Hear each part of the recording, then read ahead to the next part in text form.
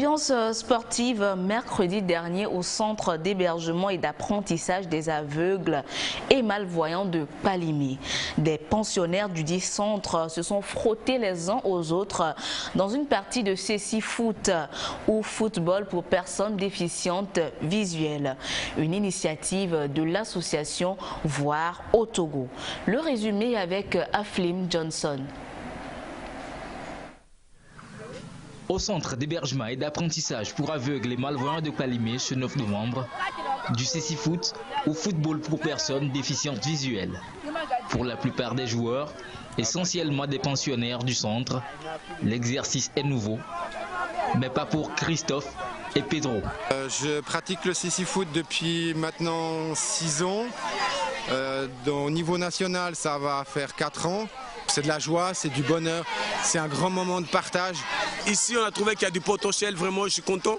En tout cas, parce que les jeunes et les malvoyants qu'on a acquis, on a présenté le cécifoot, ils ont très envie, il y a vraiment beaucoup de potentiel. Et on aimerait qu'à l'avenir, si vous pouvez soutenir ces jeunes-là, les malvoyants et les aveugles, pour qu'ils puissent continuer ce sport. Le cécifoot trace donc ses sillons sur le sol togolais grâce à l'association française Voir au Togo. Cette dernière se fait remarquer depuis plusieurs années à travers diverses actions en faveur des personnes déficientes visuelles du Togo.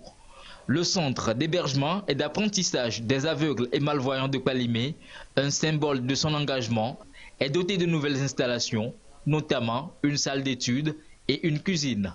De nouvelles commodités pour un mieux vivre des pensionnaires. Il y a des maisons où il n'y avait même pas d'air sanitaire, des maisons qui ne contenaient même pas d'eau. Ce centre nous aide beaucoup, faire du bien en logement. Ce centre évolue de jour en jour. Comptant 12 pensionnaires à ce jour, le centre d'hébergement et d'apprentissage des aveugles et malvoyants de Palimé, encore peu connu du grand public, a pour défi d'accueillir à l'avenir davantage de personnes déficientes visuelles. Oui, voilà, nous sommes en compagnie du président de l'association Voir au Togo, Monsieur Jean-Luc Chabot. Monsieur Chabot, forcément ému après avoir revu ces images. Tout à fait, oui, je crois que ça retrace bien ce qui s'est passé mercredi au collège protestant de Palimé. Oui, voilà, nous n'y étions pas. Est-ce que vous pouvez nous raconter comment ça s'est déroulé? Alors ça s'est déroulé de la manière suivante, grâce à des amis suisses de la Fondation Gumi, qui sont eux spécialistes de cécifoot, sont venus donc apprendre à vos frères et sœurs de comment jouer au cécifoot, à ce foot pour aveugles. C'était impressionnant, je crois que les jeunes étaient vraiment émus de voir leurs frères jouer sur un terrain de foot. Et en même temps, il y a beaucoup de jeunes qui se sont prêtés au jeu, on leur a mis des bandeaux. Et les jeunes voyants des collèges ont pu jouer en aveugle. C'est intéressant. Donc c'était très intéressant et pour nous c'était important qu'on accorde de l'importance donc à ces aveugles et malvoyants dont nous nous occupons depuis quelques années. On voudrait que la société togolaise change de regard sur ces jeunes parce qu'ils sont pleins de capacités, ils peuvent faire plein de choses, mais voilà. Ils sont quand même en intégration au collège protestant et au collège polyvalent de Palimé. Ils sont scolarisés de ce Bien sûr, ils sont scolarisés de la par l'association, c'est bien ça? Alors c'est pas par l'association, ils sortent du centre des aveugles de Palimé, des baptistes américains en CM2. Et il y a une association partenaire togolaise qui est censée s'en occuper. Sauf que c'était des jeunes, quand je les ai connus, moi, il y a 7 ans, qui habitaient chez les maisonniers dans des conditions un peu insalubres. C'est pourquoi l'association Voir au Togo, qui est née en avril 2016, a décidé de construire ce centre que vous avez vu tout à l'heure, pour leur donner des bonnes conditions.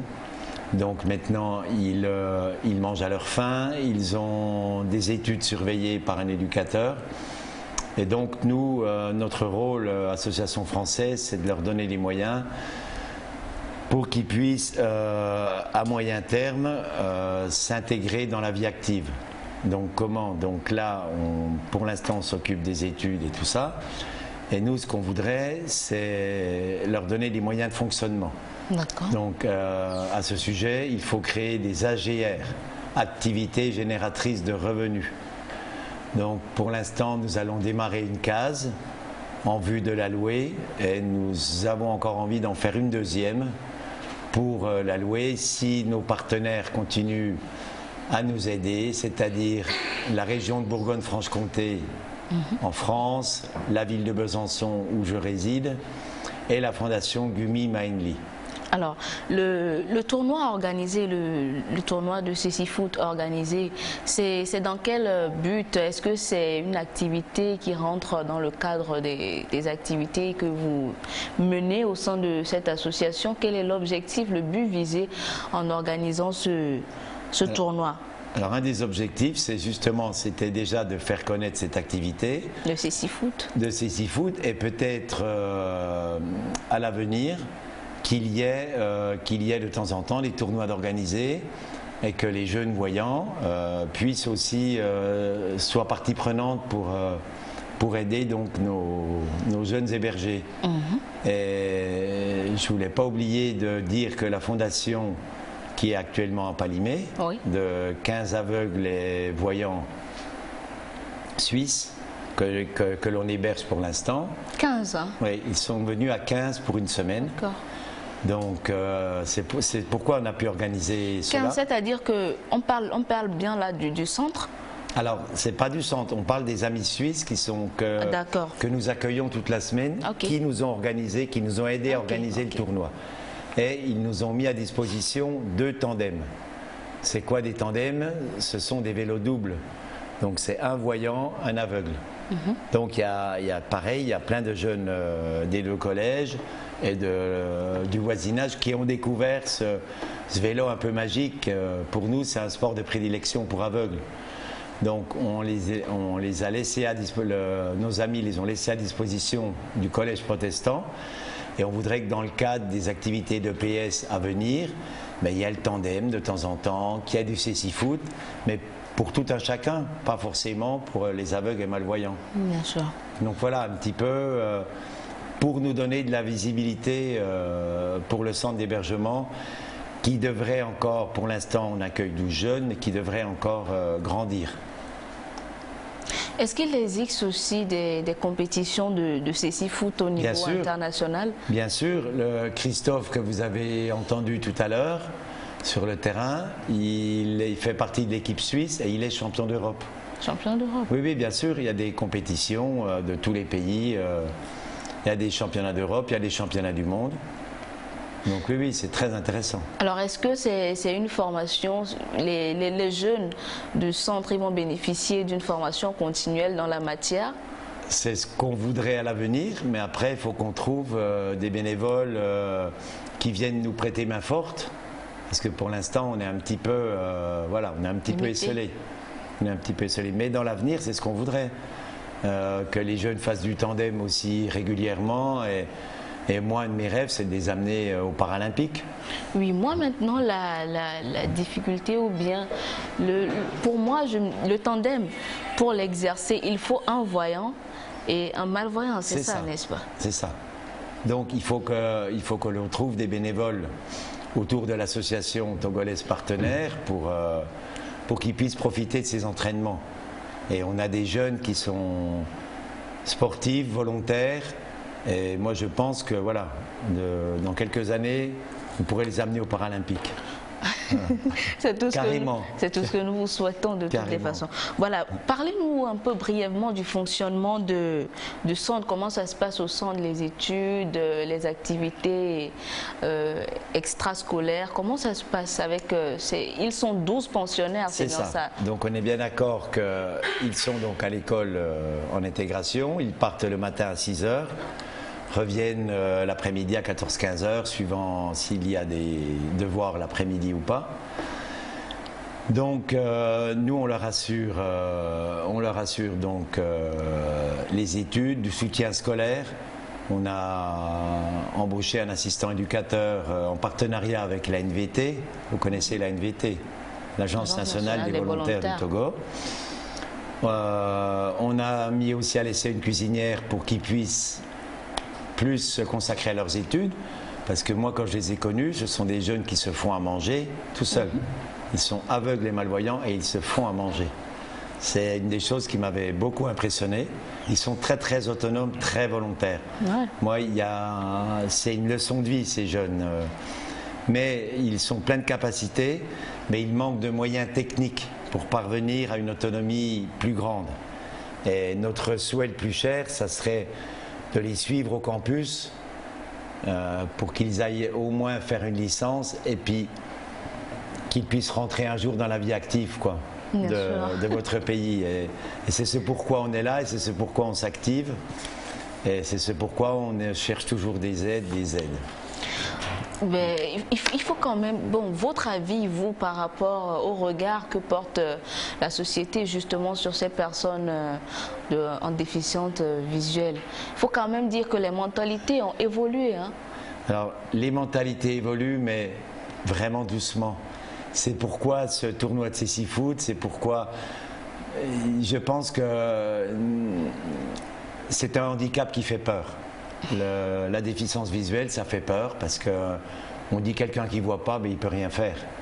Alors que c'est faux. Justement, c'est faux. Il peut faire les mêmes choses que nous, mais en lui donnant des moyens aussi techniques à l'école pour qu'il puisse évoluer comme tout un chacun.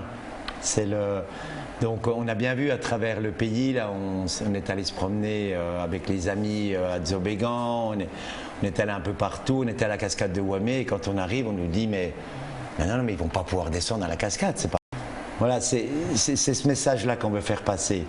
Et quand je vous parlais d'activités génératrices de revenus tout à l'heure, pour que cette association togolaise soit un jour autonome, que nous, on ne soit pas là toujours. Notre but à nous, c'est de les aider, mais de ne pas être présent à vie. Exactement. Et il faut savoir que ces jeunes, ils ont tellement de capacités qu'ils tressent des chaises aussi.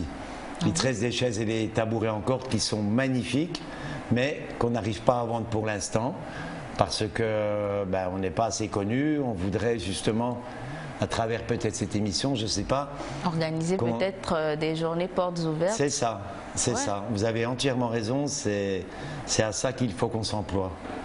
Et puis qu'on puisse gagner un peu d'argent à travers ces chaises, à travers ces locations, et puis que les gens viennent nous soutenir. Donc c'est l'occasion d'en appeler aux partenaires. C'est ça. On voudrait aussi, donc il y a des partenaires en France bien sûr, mais on voudrait des partenaires togolais. On voudrait que l'État du Togo nous soutienne. D'accord. Ouais. Ils sont tout cuits. J'espère qu'ils sont tout cuits. Je veux bien vous croire. Alors voilà, nous sommes pratiquement à la fin de notre entretien. Si vous avez quelque chose à rajouter. Non, j'étais très fier d'être ici. Je vous remercie de votre accueil, Sergine. Et puis j'espère que c'est pour faire avancer les choses, quoi. Oui, et peut-être que l'année prochaine, on organisera à nouveau un tournoi de Cécifoot. Enfin, je l'espère beaucoup.